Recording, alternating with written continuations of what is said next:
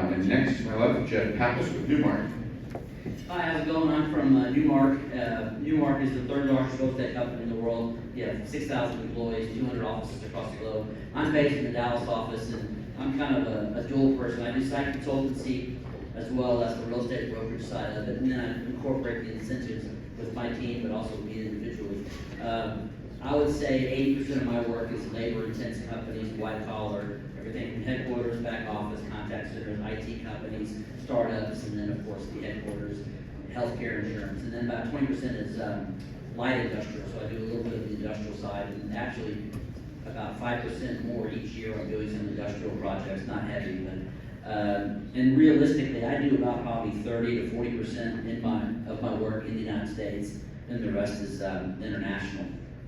So really, when it comes down to kind of the focus of what I was learning here today is people. Because people always ask what's kind of important, and I always think that people are extremely important in the community, both the citizens as well as the leaders. And I've been extremely impressed with the leadership that's going on in this community. So first time here, but not last time.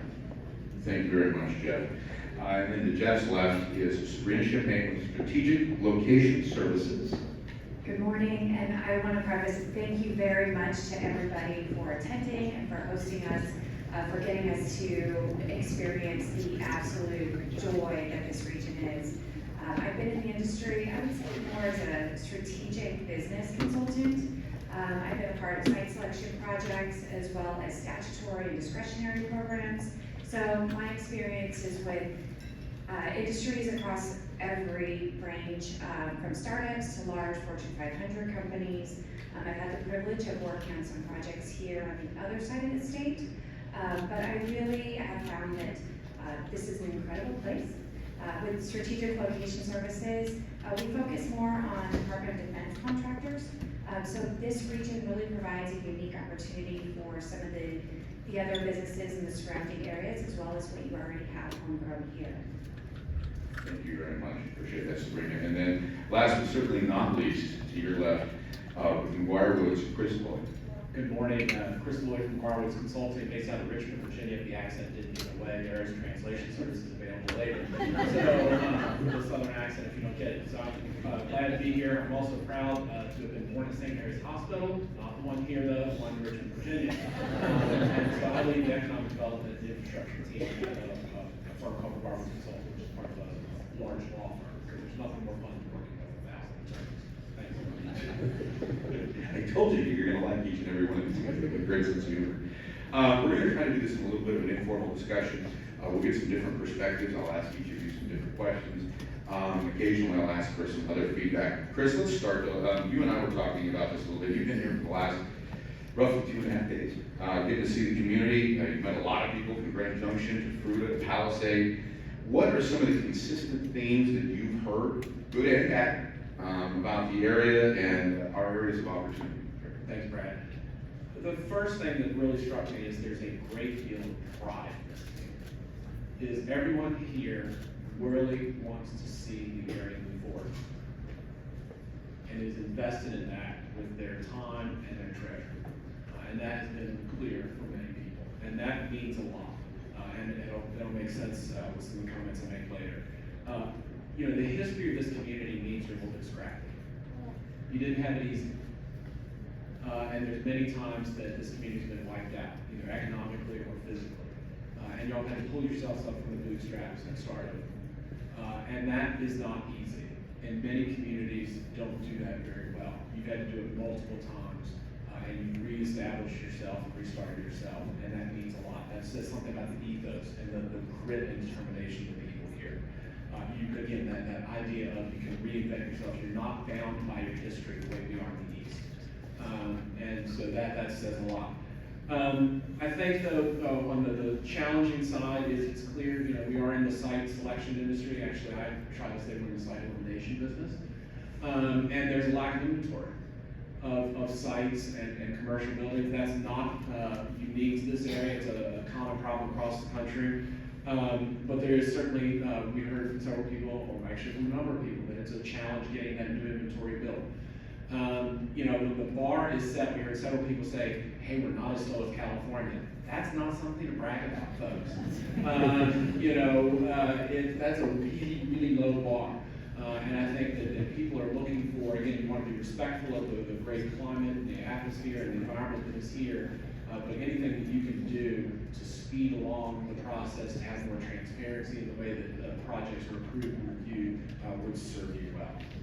The last thing I'll say is because speed to market is very, very important. And by speed to market, meaning getting projects through the process very quickly, that is probably the best incentive you can offer. Chris, thank you for that. Jeff, I'm gonna come to you real quick. We've been talking about site selectors. What are some of the key priorities as a selector that you put forward that are key factors when looking at a community for you, business relocation or expansion? That's a great question, and I wish I had an hour and a half to 2 hours to talk to you, and I can tell you about, you know, it's key about job creation is your market creating jobs. Is your market growing from a population standpoint? How's your housing? Is your housing affordable? And of course, lastly, is the hard and soft infrastructure community. But I'm gonna focus on one key area that our clients are demanding more and more of, and it's, again, as I mentioned earlier, it's all about people. So, show of hands, real quickly, show of hands. Who has ever heard of the YBS? Anybody know what YBS is? Show of hands. Oh my gosh, young, broken, single. Okay? So, my clients, some labor-intensive clients, they're looking at how is that community for the 18 to 26-year-old? It's a different demographic that the BLS doesn't track. But 18 to 26-year-olds is the key people when it comes to markets aging out from a labor standpoint, and also from just a young, vibrant community. So when you think of young, broken, single, you look at, can that person survive in that market, right? Are there people of their similar age, similar kind of peer structure, and can they survive? So really, you look at it from an affordability standpoint first and foremost, right? The entry-level wage in the United States is just under $24 an hour. So you're looking at about $49,000 a year is the average starting wage, right? Entry level, it's across the board, right? So you look at the community and say, okay, if 48% of recent graduates are in entry-level jobs, and 79% of those entry-level jobs require a minimum of bachelor's degree, right? So you look at it and say, okay, is your market affordable? Can someone survive? So I'm gonna take a little further stage and say, okay, take $100,000, okay? If you make $100,000, whether you're by yourself or if you are married, okay? And I'm from Dallas, right? So Texas is always commonly known as, hey, we're one of the cheapest states to live in. That's really changing. We're not as much as we are. So when you think about it, and I did just in my head about 2 minutes ago, I said, okay, if I make $100,000, what do I keep in Grand Junction? What do I keep in Dallas? So realistically, just to cut to the chase, if I earn $100,000, I keep per year $32,000 in my pocket living in Dallas. In comparison to Grand Junction, it's about $22,000 what you keep. So you're much more costly than Dallas, Texas, right? But really, where is your savings here? Here, your housing, right? Your housing is probably 14% above the national average, but your utilities are 7% below the national average. So Could you repeat that part again? So housing, 14% above the national average, utilities, 7% below the national average. So when you think about it, what does a young person really want? Really three key things. They want a good job, they want to be able to earn a living, and they want to be fulfilled, both personal and socially, right?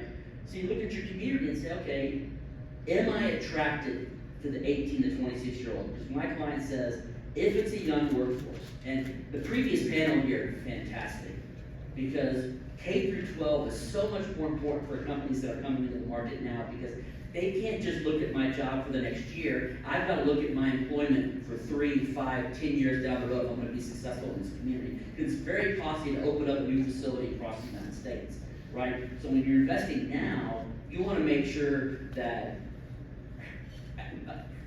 young people are here. And I'm telling you, where we're sitting right now, so impressed with the university. For a market this size, to have a university like this, a leadership like Marshall, not only, a great leader, good looking guy too, so, he's attracted to Colorado, right? So, Derek, don't take if that. If my wife heard me say that, forgive me, sorry.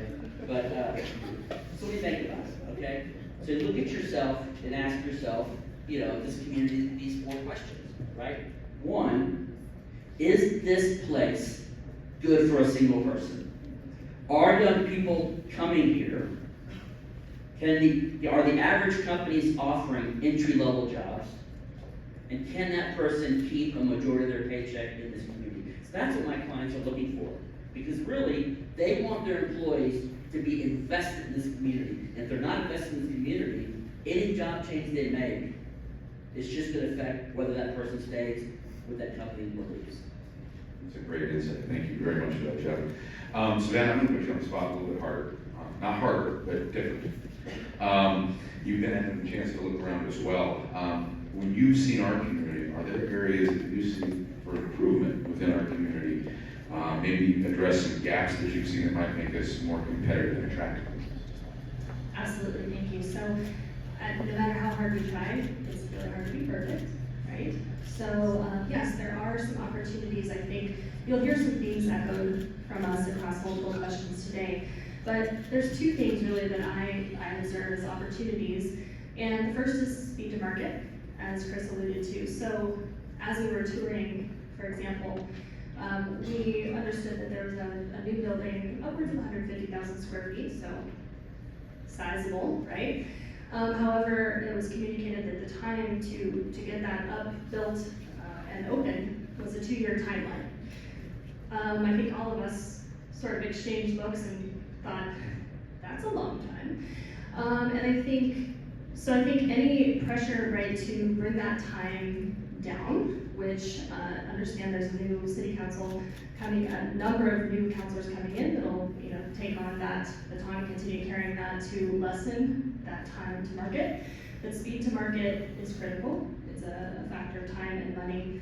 And I think to Chris's point, right, saying, what would have taken longer in California?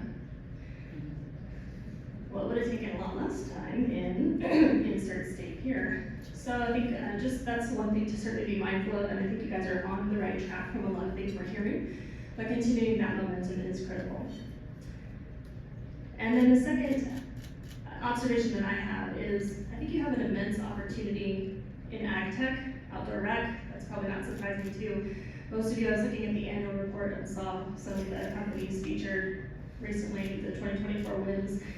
And what strikes me is that I think there's an opportunity for a public-private partnership, which you guys seem to be really good at, to create this kind of a step above an incubator that is a launching pad, most like a flex space, a co-working space. Because if you look at the data, and I was talking to Matt about the annual report, there's a chart in here about the size of space. And it occurs to me that there's a big cliff. So there's a need for space under 14,000 square feet. And then the next category jumps anything, between 50 and 100K, not so much. And then you've got your big contenders, over 100,000 square feet. So I think as a community, one area of immense opportunity I think would be to consider a shared space that is maybe 50, 60,000 square feet, holds 4 to 6 tenants. And again, they're not necessarily startups, but early stage. So think of that, what's it called, Goose Outdoor, that Matt was able to recruit from the Overland show. And think of them 2 years earlier in their pipeline. If you could attract that here, grow that from your entrepreneurs right here at the business school, I think that would be a great opportunity to continue to grow. Appreciate that. And to add on to that, when you're looking at vacant buildings, there are prime opportunities to be converted into office space like what you're describing. I've seen that work in so many communities to build up these young entrepreneurial companies to become greater facilities, and then they already have the connections, they have the identity of the community, they know who they are, they have a proven concept that then can grow within the community. So as you're looking at your population that is relatively on the older side, and to everybody's point, you're trying to attract and retain the younger individuals so that you have sustainability in the future.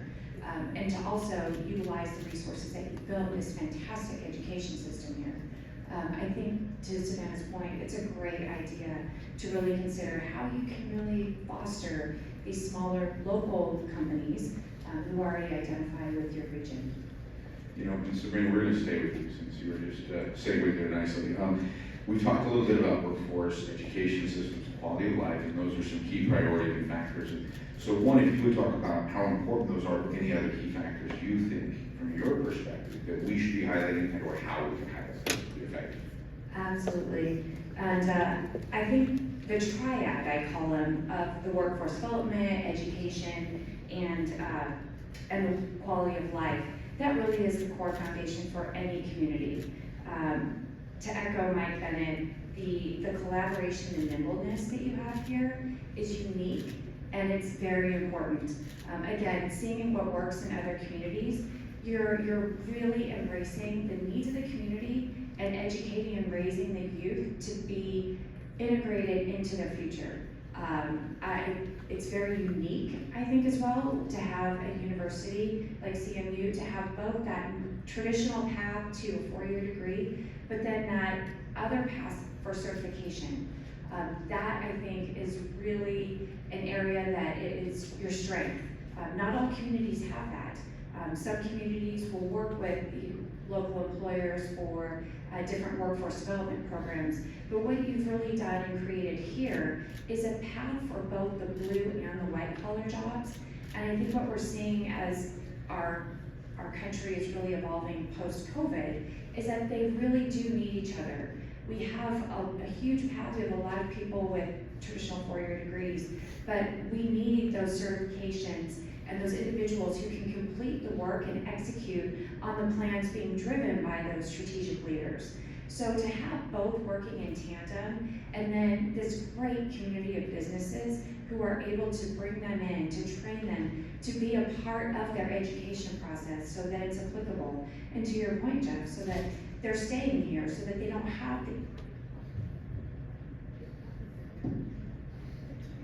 the added cost of having to move. You're good. Okay. Yes.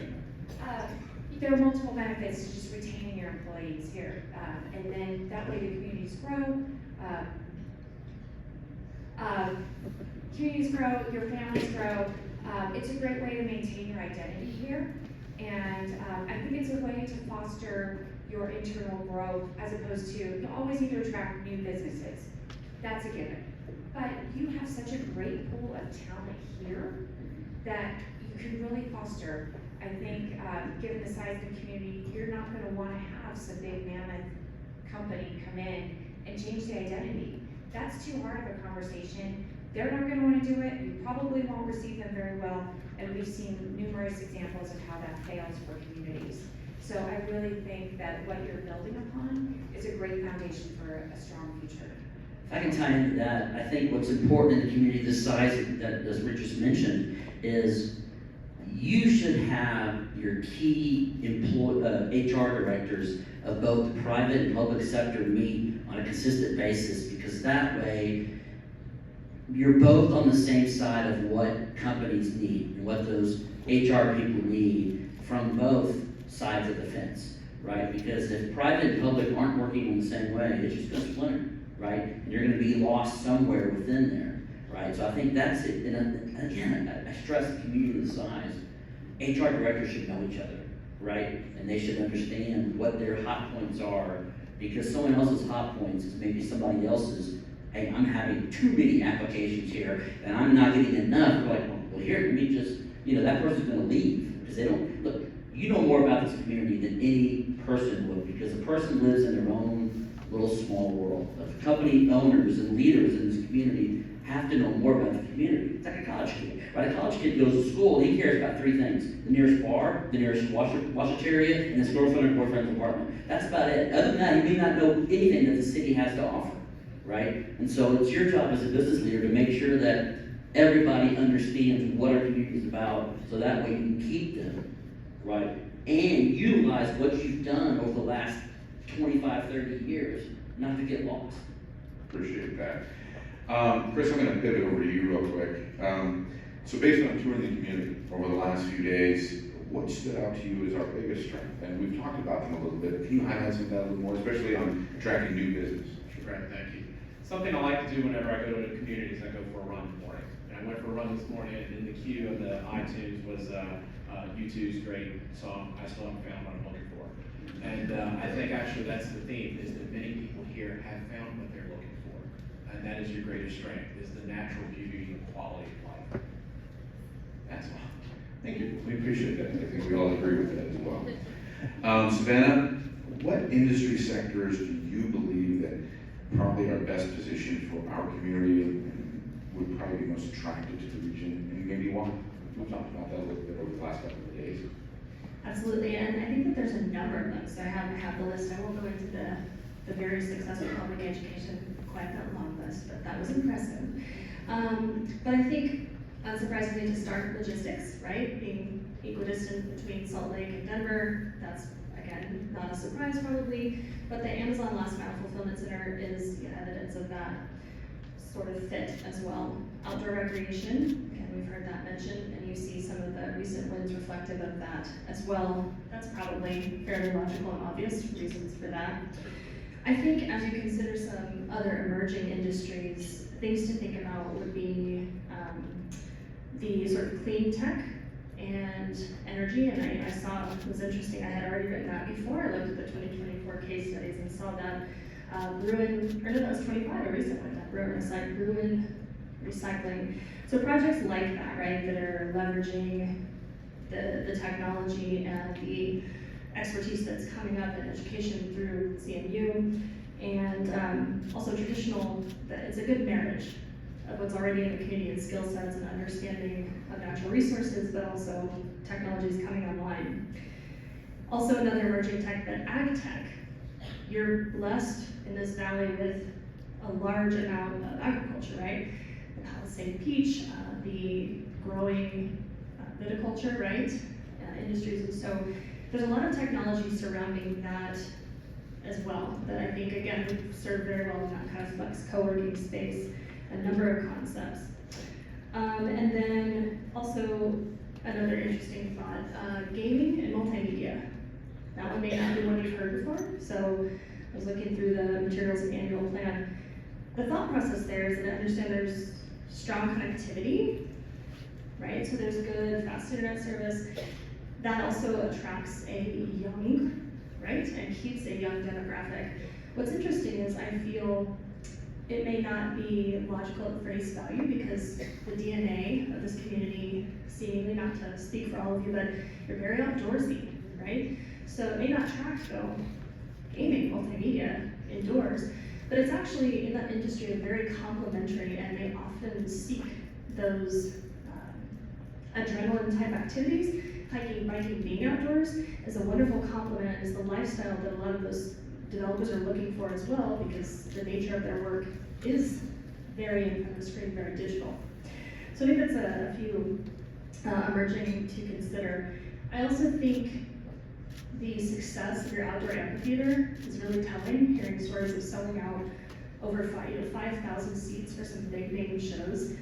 That's impressive, and to me, I do a lot of work in tourism, hospitality, retail. That's indicative of great demand in this area. So I think that there's opportunity for a destination tourism attraction, leveraging your natural beauty. We were on a site sitting up a little bit, surrounded, on three sides by these monuments, and just really feeling the gravitas of being in this valley. And it's beautiful, so I think that that's another opportunity for the right setup, and again, to be destination. And I think it really bodes well as we integrate AI, and AI replaces a number of white-collar traditional positions, that entertainment destination is going to become more and more critical, because that can't be replaced by a machine. That's that human experience. That's the people. And so I think we're going to see the economy continue to pay more, to seek out more of those experiential experiences, for lack of a better word. And then finally, I think as we see tariffs happening, right, and national and international relations evolving, another opportunity would be specifically in foreign direct investment. And I particularly think you guys are well aligned with Western Europe, thinking about skiing outdoors, alpine hiking, biking. This has very French, German vibes to it. So I would put that out there for consideration as well as specific targets of companies maybe looking to put a domestic operation in, expand into the US for different sites and components, but particularly thinking of outdoor recreation components. But Western Europe, I think, would be a particularly good fit for you to target for future growth. You know what? She did an amazing list. Fantastic. So fantastic. But you missed two things that they didn't hear in this community. Costco, in and out. You had a Costco in and out. You guys are going to be fantastic. It was a very popular answer in Snapchat. I appreciate that. He's saying that for the class, but I know. I wasn't going to bring up Costco. Okay. We'll work on that. And that was the announcement. All right, Chris, we've talked about this a little bit with this group and even the previous group. But when we're talking about collaboration between local governments, economic development organizations like GJEP, Chambers of Commerce, and others, and then also parts of the business community working together, how do we strengthen that appeal? How can those decision makers work together better to make this a more attractive community for visitors? Thanks, Brad. I'll reduce it to 2 words: intentionality and alignment. Intentionality is economic growth and prosperity just doesn't happen by accident. It happens by careful consensus building, developing a plan, and then executing that plan, but being nimble enough to change when you get thrown a curveball. And you have to be very intentional about the way that you go about making economic growth and prosperity happen. This on alignment, that's where a lot of communities stumble. You don't have that alignment between the economic development group, local government, and the education system. It doesn't happen naturally. It is something that has to be intentionally approached to get that sort of alignment. The story I always talk about, one of the previous speakers talked about that we need to blur the lines between the K-12 system and the higher education system. Absolutely true. But where you need to really blur the lines between the education system and the business community. Because a lot of times that doesn't happen. I always reflect on a story back in my home state, Virginia, where we did an analysis of workforce training programs in Virginia. And they surveyed Virginia's high schools to find out what were they training, and they found out that 60 of the 267 Virginia high schools had a training program in healthcare, which is great because healthcare is what, a sixth of the U.S. economy. But they found that those 247 high schools, that nearly all of them provided training in fashion design. The last time Virginia was fashionable was the 1760s, when we wore tricolor hats and buckles on our shoes. But they realized that what was happening was the continuing education program or vocational training program was a popularity contest. They asked 14-year-olds, what do you want to do? Instead of consulting with the business community and having the business community drive the curriculum of what was taught in our education system. Y'all are making great strides on that. We've heard that before. But the importance of blurring that lines in the education system, not looking at the business community as the enemy, and that the business community doesn't look at the education community as just a bunch of overpaid bureaucrats who are trying to indoctrinate our children. And so making sure that there's alignment there is so critically important to your economic future. Jeff, I'm going to lean into you real quick, actually. I'm going to keep us on track here, guys. I appreciate it. But Jeff, you made a really great comment earlier with in and out, so I'm just going to say what you do on this one. This next question is kind of the off-menu secret sauce question, right? So are there any other innovative, creative, behind-the-curtain ideas that you've seen other communities doing to kind of make them stand out in the site selection process that maybe we should consider implementing and using here in Grand Island? I mean, stand out is a strong word, right? Because I know every community wants the question answered, how can I get in front of prospects? How can I get in front of companies that are looking to grow, right? Part of our job as a site consultant is to, let our clients know, and this is the best thing about, and I hope I can speak for all four of you, three as well as me, is it's one of the things we like about the site consultancy world is our clients do appreciate when we say something bad about a community, right? We tell them what is wrong. And sometimes we tell them what is wrong because they hired us to figure out what's going on in their country, in their company. So we tell them, hey, this is what you're doing wrong, right? And as consultants, we get okay with that, right? So at the same time, when we're looking at communities, and maybe we look at data and 16 communities are identical labor, identical wage, identical size. I mean, everything is, how do you differentiate? And that's a great question. How can my client succeed in this community? What are they doing to help, right? To figure out a way. And I'll take two communities real quick. One in South Carolina. What this community did was, there was a building that was a multi-use building. It was a warehouse, had some office, had some classroom space. It was a huge old warehouse. And they said, you know what? Let's use this to our advantage for companies, because we've mentioned this a couple times. I know we all three have. I think it's from all four of us, speed to market, right? So they had this huge 200,000 or 300,000 square feet, kind of an eyesore, because it was an old warehouse. And they said, look, we're gonna take it, give it to us, give it to the county. Now, every company that has committed to our community, that's signed a lease with an actual start date, and you can use for free any part of this building. You need a warehouse? Great, we have a warehouse with dock doors, right? Keurig, Dr. Pepper, saved over $3 million in 1 year by utilizing this building that the county owned. So if you're coming to our community, here's a year of free usage. So that was a huge savings off their books, right? So look at what you have in your community, figure out what buildings can be used to help companies get speed to market. Second one, we've talked about this was in Kentucky. And they had a pot, interestingly enough, of probably $3 million, $2.5 million of just cash in the community's coffers. And $2 million of it came from two of their private investors, the hospitals. So two major hospitals donated to the city, to the economic development, $1 million each, probably a write-off, something like that, but it was $1 million cash. They said, look, use this for whatever you want, rent, building, marketing, whatever you need to do, use these $2 million, but the company that comes into this market and used it for must offer them an X amount of medical benefits required. That was that. We don't care what you pay. We don't care the number of jobs. It's just they are mandated to a certain percentage coverage for their employees in medical benefits, and that's extremely huge. When you think about benefits, I spend, me and my wife, healthy, we try to run, we don't drink, smoke, we do some crazy things sometimes, but we're spending almost $24,000 a year on healthcare insurance, right? So that's huge, right? Childcare is a third of person's money, right? So look at the community, what do we have to offer within our four walls to make it easier for this company to select us outside of all the different data points, right? So that's what they did. They just, you had a physical one, and then you had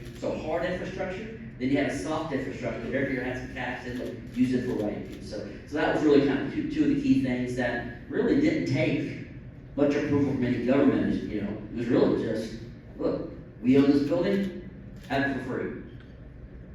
We have cash in our pocket to use however we want to. Company just offer that, and I'm like, yeah, offer benefits, great. So there wasn't any kind of long negotiation, long red tape, and the client got to use cash almost up front. That was huge. Sabrina, do you have anything to add on Yeah, I've worked on a project very similar here in the state of Colorado. It was an abandoned building, an old strip mall that had been vacant for years, and a company came in, and the local community donated the building to this employer, created over 200 jobs with good wages, great benefits, and longevity as a call center to support global clients. So to your point, Jeff, thinking outside of the box, whatever is traditional, it's an incredible incentive to really build up the community, repurpose something that isn't being utilized, generate additional revenue, and have an immediate impact on the community. Everybody loves them. Thank you very much.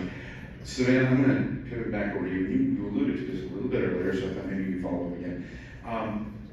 Looking at, obviously, we're considering things a little microcosm right now of the community itself, the state itself, but looking at the international impacts, such as tariffs, things like that. One, what do you see affecting businesses, and what, if anything, can we do at this level to impact and help businesses that are coming to our community with those international impacts? Right, so I'll start with, we've heard, what I've heard nationally, economic development corporations, EDCs, they're busier than ever. And so when you ask the sort of loaded question in a large audience, which I won't do, but have done from EDCs, in attendance nationally and saying, who's less busy than they were, whose business is going down because of recent, tariff implications.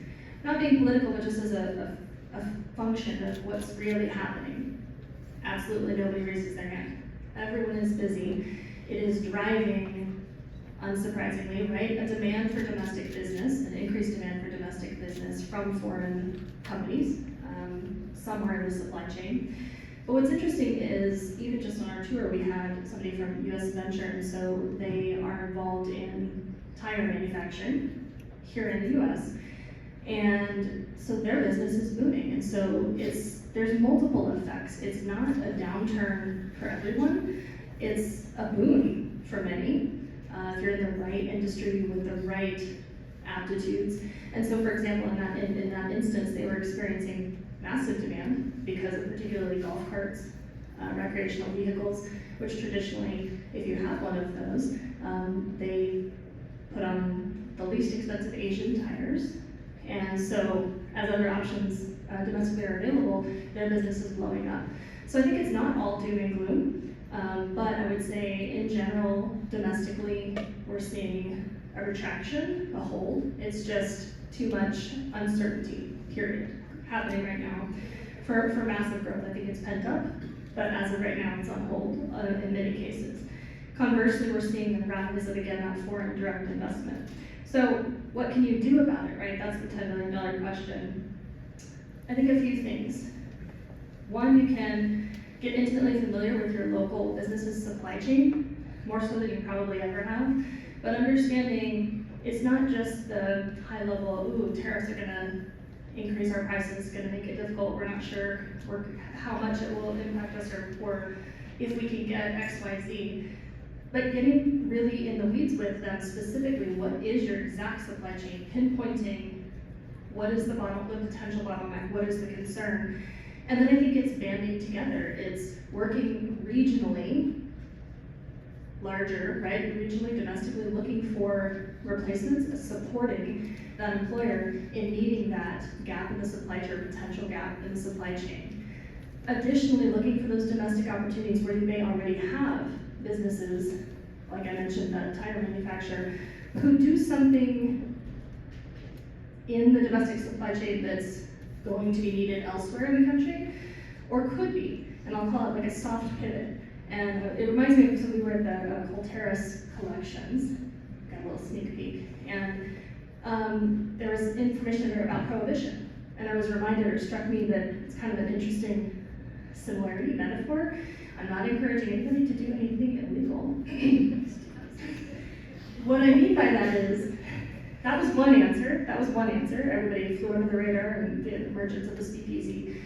But it also caused a lot of innovation, and companies who used to be involved in alcohol production and make other products pivoted and figured out, what else can we use our equipment to do? How can we make a soft pivot, right? Minimal investment, but to produce something else that's needed in the supply chain. And I think that that's what we will see happen, and that's what I would encourage that the community can support in doing. I would be remiss if I didn't mention being a business incentives person. I always say you get what you incentivize. So I think another thing that communities can consider is leveraging different incentives to both retain your existing companies who may be again facing some struggle. We heard just a story that it was anticipated each home in this market will cost $9,000 more, for example, to build. So to the extent there's a business with a number, with a known, what can be done to offset that? Because we all need housing. That can't stop. That's critical, right? So one way there. And then additionally, you can consider kind of the marketing component, but leveraging incentives to make a splash. I mentioned French and German companies, right? So making a splash of being the community that says, we're gonna help you out with this. We know that that's what's driving you to look domestically, but we want you to invest in our community and stay. So taking that sort of first step in helping them offset those additional costs and making it your market that's the destination go-to. So, some ideas for what you can do. Appreciate that, thank you. We've got about 3 questions left in about 10 minutes, so I'm gonna do my best, and I'm looking at Curtis and the staff and telling you, I promise I'm gonna balance this as best as I can.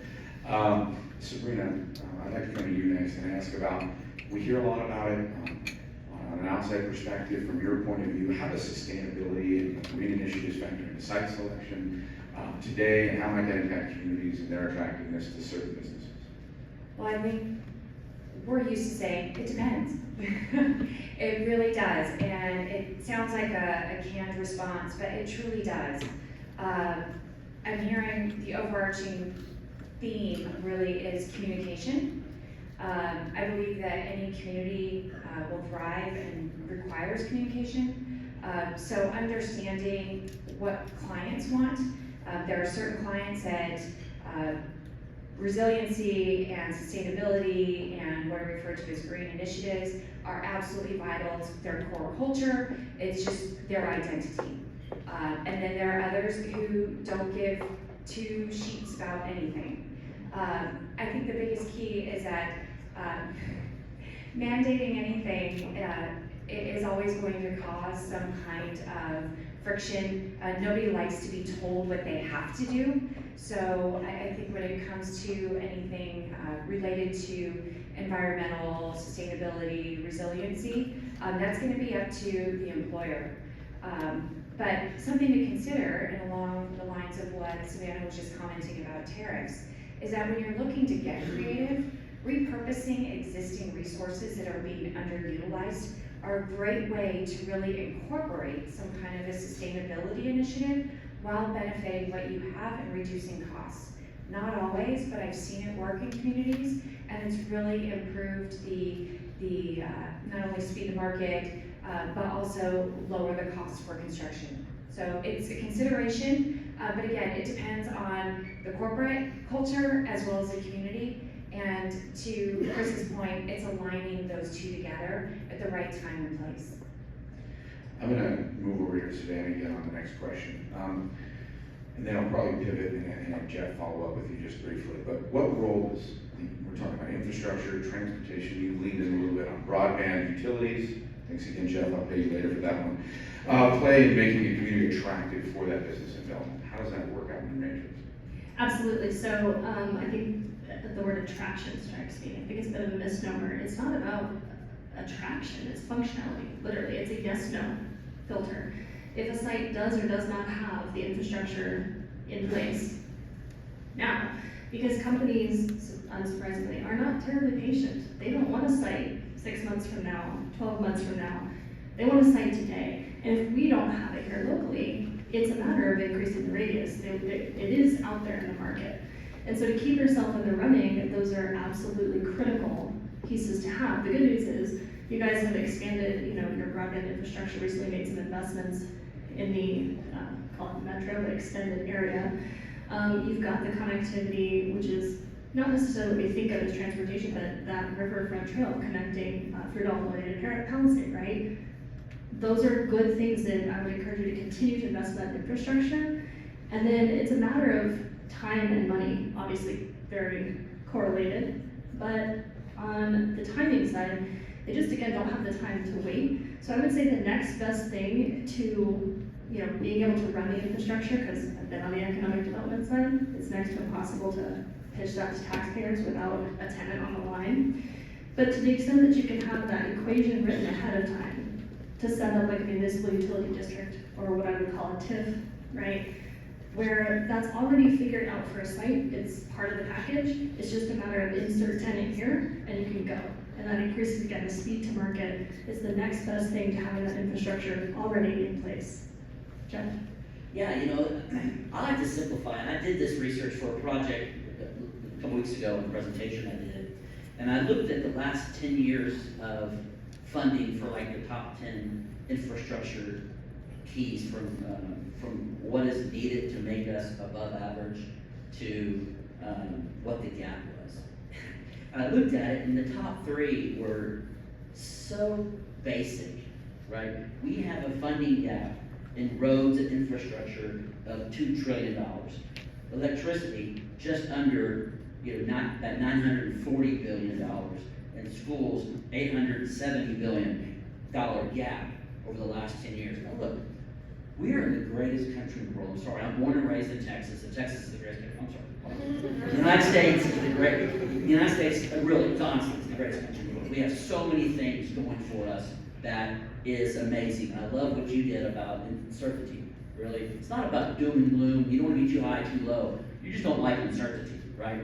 But I looked at just the basic infrastructure to make our country continue to be one of the top countries in the world. 3 basic things are our biggest gaps in support and funding. Transportation, getting to point A to B. I don't care if it's 1 mile away, 50 miles away, and you have a fantastic airport. Your airport's done a great job here getting from point A to point B, right? How basic is that? Electricity. There is zero things you can do in life that without electricity. I'm sorry, everything relates to electricity, right? And lastly, schools, education, right? The key to any successful person is to be educated in what they are doing and what they want to do for their life and how they can improve themselves. And I don't mean school only. I mean reading, right? Learning math, understanding, being able to be educated enough that you question people on what they're saying to you because you're educated in that certain project. And that's enough for people, I think, right now in the world, doesn't do enough questioning, right? Because they feel like they're not educated enough to question someone what they said, right? 3 basic to make any country in the world great. I don't care if it's Kenya, I don't care if it's China, I don't care if it's the United States. 3 basic: electricity, education, and getting to point A to point B. Those are our biggest gaps. If you look at it and say, look at yourself and say, how are we in comparison to the United States, in comparison to other states, in comparison to the state of Colorado, and anywhere else? And if you're lacking in any of those areas, figure out the best way with your core of influence how to do that, and how to get better at that. 3 basic needs and infrastructure that we have. And that hurdles the line between hard and soft infrastructure. Thanks, Jeff.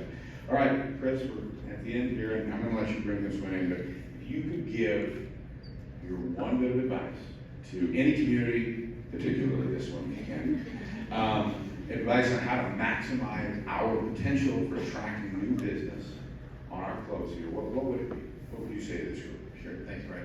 Each of you is an ambassador for this community.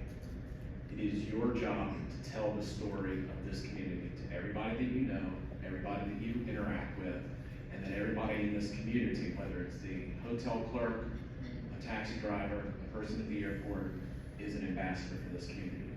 Because folks, I don't mean this to be offensive, the day Grand Junction doesn't have brand awareness in this country. Is it Grand Junction? Is it Grand Funk Railroad? Is it Petticoat Junction? Is it Junction Function from the old Sesame Street? You know, and so, you know, you've got to go out there, and that's not to be offensive. I mean, you know, Asheville, Virginia, people are like, where's Virginia? Well, it's maybe near Washington, D.C. You know, we live in a global society. And it is your job to talk about not only it's not GJEC's job, it's not the power company's job, it's not local government's job, it is your job to tell people that this is a great place to work business, it's a great quality of life, it's an attractive place to be, and that we're gonna be partners with you if you come here. Whether that's as a new business, whether that's as an entrepreneur, whether that's someone restarting. Be an ambassador for this community. Chris, thank you, I appreciate that very much. You know, and looking out across this room and referencing even what you said in the very beginning, with the very first answer about pride in community, I think we have a very bright future. I think you all deserve to give yourselves a round of applause because you are here, you are engaged, you are participating. We appreciate every one of you for being here today, so thank you. Along with that,